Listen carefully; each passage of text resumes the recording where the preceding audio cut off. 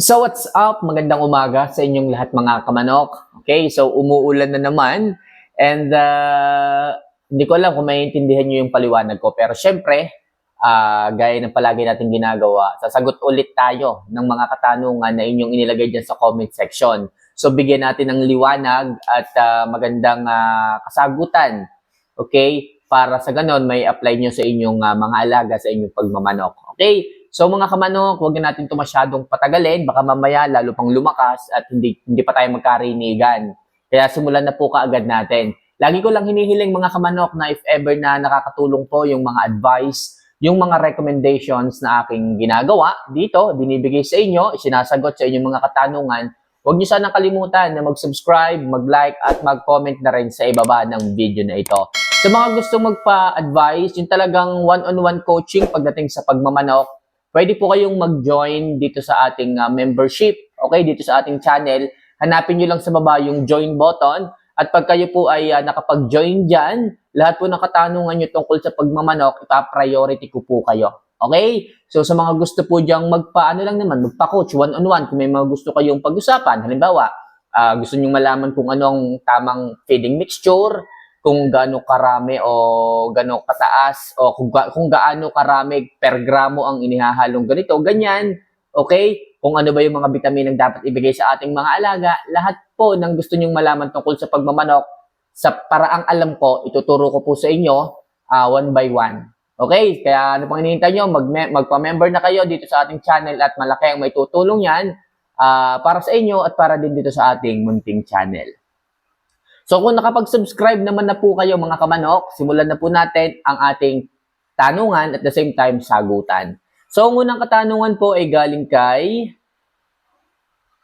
June 01. Okay, so kamamay, paano po ba pagalingin ang manok na nasabit sa hapunan niya? Lumaki po ang tuhod at tumigas po pero naiituon pa po niya ang paa. Paano po ibalik sa dati? Salamat sa sagot.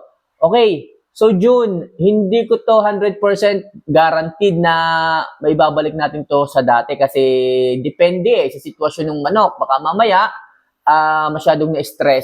So ang ibibigay ko sa yung remedy for now, okay? So gumawa ka ng pwedeng tela o damit. Butasan mo yung dalawang susuotan ng paa, okay? Then kumuha ka ng bangko. Hindi naman monoblock yung walang sandalan, basta bangko lang siya na bilog, tapos upuan, yung walang sandalan, yun ay ibabaliktad mo. Okay, di nakaganyan ang paa nun. Ngayon, yung damit na yon isasabit mo dito, bawat sabitan, bawat paa, sasabit mo yung damit. Para sa ganon, hindi siya masyadong nakatuon, nakahang lang siya doon. Okay, so ang manok, komportable kapag nakaganon. Hindi niya na itutuon mismo yung paa niya, walang puwersa, ibig sabihin, hindi masyadong mai-stress. Parang naka-guide lang yung damit o yung basahan, para sa ganon, hindi po masyadong naitutuon ng manok yung kanyang mga paa. Hanggang sa makarecovery yung manok, ganun po ang gagawin nyo. Pag pinakain po ninyo, dun mo rin bibigyan. Hayaan mo lang siya, patukain mo lang na ganon, then painumin mo para makakain siya at para, okay, kahit pa paano, hindi po ma-stress hanggang sa mag-heal yung kanyang mga paa. Okay? So, June, sana makatulong. Lumalakas ng ulan. So, next question po tayo. Ito naman, galing kay Jojo Anolin. Okay, so idol kamamay, paano or saan po ba dapat ilagay ang cord ng ating alaga? Kanang paa or kaliwa? Salamat po sa sagot. Okay, sa totoo lang, dapat po ito ay halinhinan. Pero kalimitan, ito po ay inilalagay sa kanan. Okay? Sa kanan po ito inilalagay. Kasi po yung kaliwa, yun po palagi ang ginagamit ng ating mga manok sa everyday routine. Kaya mga kamanok, lagi po itong sa kanan.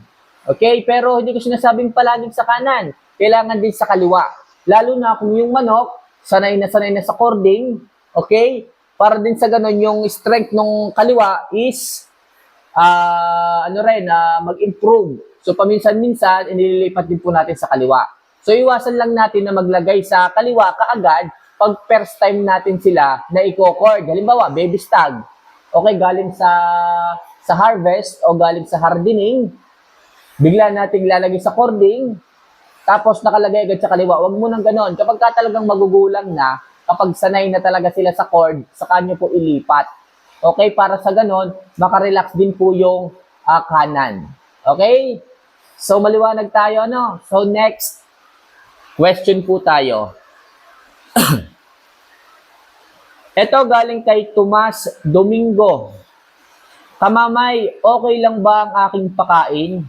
10 kilong hagibis, 5 kilong crack corn, 5 kilong enerton, salamat. Okay, Tomas Domingo. Lagi ko pong sinasabi sa inyo, wag po kayong mag-experiment ng pahalo-halo nyong ganyan, pamekos-mekos nyong ganyan. Hindi po yan advisable kasi hindi natin masasabi kung balance ba yan o hindi. Kasi the more na naghahalo-halo kayo ng ganyan, ng sarili nyo lamang na idea, malamang sa malamang, imbalance, kakulangan, insufficient, mineral, nutrient ang ibinibigay ninyo sa inyong mga alaga. Kaya hindi bumulto, kaya hindi gumanda ang pangangatawan, kaya hindi maging balanse ang kanyang pangangatawan dahil sa ganyan. Hayaan nyo lang na ang ipakain nyo yung mga ready mix dyan sa merkado, sa mga tindahan na nabibili. Kagaya ng Enerton, Propel, o kung ano pa man. Ang tingnan nyo lang dyan is yung taas ng protina, yung crude protein. Yun ang titingnan nyo sa likod ng sako, sa lalagyan ng patoka. At tingnan nyo kung alin yung mas maganda o mas mataas, mas makakatulong yun sa katawan ng ating mga alaga. Kumpara dyan sa ginagawa nyong paghahalo-halo, pagmekos-mekos. Okay? So maliwanag tayo dyan ha? So next question po tayo. Ito naman galing kay Ricardo Cosep. Mamay, good evening po from Lapu-Lapu City. Ayan, nag-shout out all the way from Lapu-Lapu City.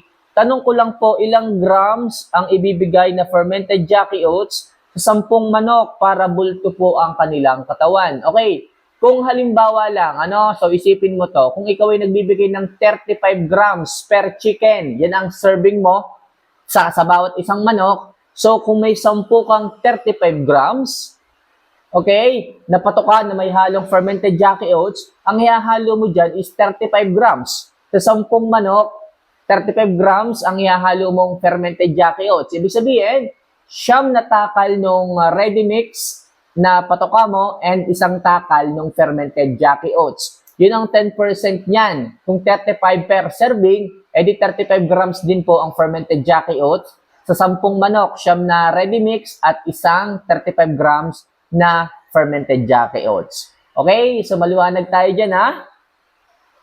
So, next question po tayo.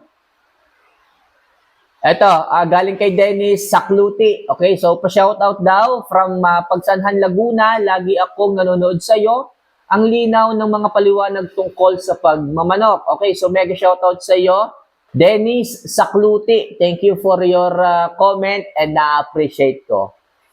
So next question po tayo mga kamanok. Okay, ito galing naman kay Danilo Balasabas.